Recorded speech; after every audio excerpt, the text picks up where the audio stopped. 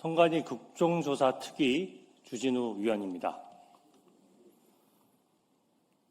너무나 충격적입니다. 국민들은 선관위가 이 정도로 썩었을 것이라고는 상상도 못하셨을 것입니다. 지난 제21대 대선에서 선관위는 투표율을 고의로 조작했습니다. 그 사례와 증거를 공개하겠습니다. 첫 번째, 서대문구 홍은이동 투표소 3곳에서는 매 시간마다 투표자 수를 100명 단위로 임의로 지어내서 허위로 입력했습니다. 오전 7시 100명, 8시 100명, 9시 100명, 10시 200명, 11시 100명, 12시 200명, 13시 200명 등 투표자 수가 11시간 연속으로 100명 단위로 증가했습니다. 여기가 무슨 북한입니까? 투표 수를 일부러 제한한 것입니까? 서버에 100명 단위로 허위 입력한 것이 분명합니다. 이뿐만이 아닙니다. 창원 의창구는 오전 7시부터 정오까지 5시간 연속으로 투표자 수가 정확히 100명씩만 증가했습니다. 역시 조작입니다. 이런 방식으로 100명 단위로 끊어서 투표자 수를 부정 입력한 투표구가 전국에 5곳이었습니다. 두 번째, 갑자기 일정 시간 동안 투표자 수가 단 한 명도 증가하지 않은 투표구도 90곳에 이릅니다. 예를 들어 경기 오산시 남촌 1투표구에서는 1시간 동안 259명이 증가했다가 그 뒤 3시간 동안은 단 한 명도 늘지 않았습니다. 세 번째, 2시간 이상 연속으로 1명 또는 2명만 증가한 투표구도 14곳입니다. 사례를 살펴보면 서울 강남구 세곡동 1투표구에서는 1시간 동안 292명이 증가한 직후 2시간 동안 단 2명만 투표했습니다. 투표율의 추이상 이렇게 갑자기 투표가 멈출 수는 없습니다.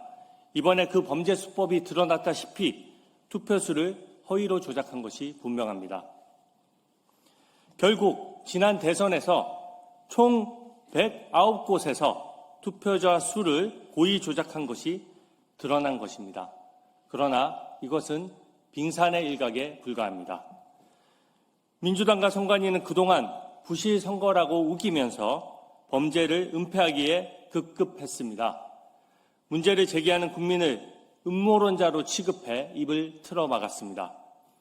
이번 지방선거에 이어 지난 대선까지 투표자 수를 서버에 고의로 허위 입력한 것은 조직적, 습관적 범죄 행위라는 것을 의미합니다. 이렇게 선거 부정의 증거가 명백히 드러난 이상 이제부터는 부실 선거라며 축소하려는 사람들이 음모론자입니다. 민주당이 문제를 애써 덮으려 한다면 선관위의 한패이자 공범이 될 것입니다. 다음과 같이 강력히 요구합니다. 첫 번째, 선관위는 진상조사 운운하며 증거를 건드리는 행위를 즉각 멈추시기 바랍니다. 수사의 대상자가 증거를 인멸해서는 안 됩니다. 특히 선관위 위주의 올림픽공원 재검표는 증거인멸 행위입니다. 할 때마다 달라지는 선관위의 재검표 결과에 국민들은 승복할 수 없고 특검의 강제 수사만이 진상을 규명할 수 있는 유일한 방법입니다. 둘째, 합수본은 왜 이리 수사를 미적됩니까? 특검이 발족될 때까지 신속한 강제 수사로 증거를 최대한 확보해야 합니다. 선관위 말단 직원 달랑 2명 입건하고 부분적으로 압수수색하는 것만으로는 증거를 조기에 확보할 수 없습니다. 신속 엄정한 수사로 최대한 증거를 찾아서 특검에 인계해야 합니다. 셋째, 법원은 제19 감싸기식 영장 기각을 멈춰야 합니다. 법원은 선관위 직원들의 메신저 내용에 대한 압수영장을 기각했습니다.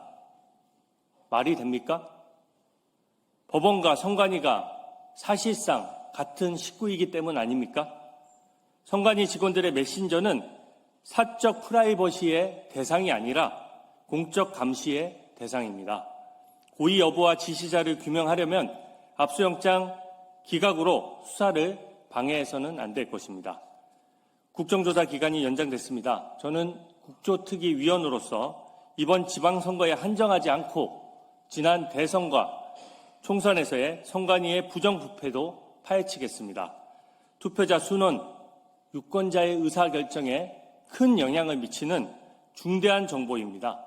그런데 선관위가 이것을 대놓고 조작해 왔습니다. 선거관리위원회가 아니라 선거조작위원회입니다. 이번에 부정선거와 선관위의 비리를 바로잡지 못한다면 자유민주주의는 중대한 위협을 받습니다. 민주당도 선관위 편을 들지 말라고 다시 한번 강력히 경고합니다. 이상입니다.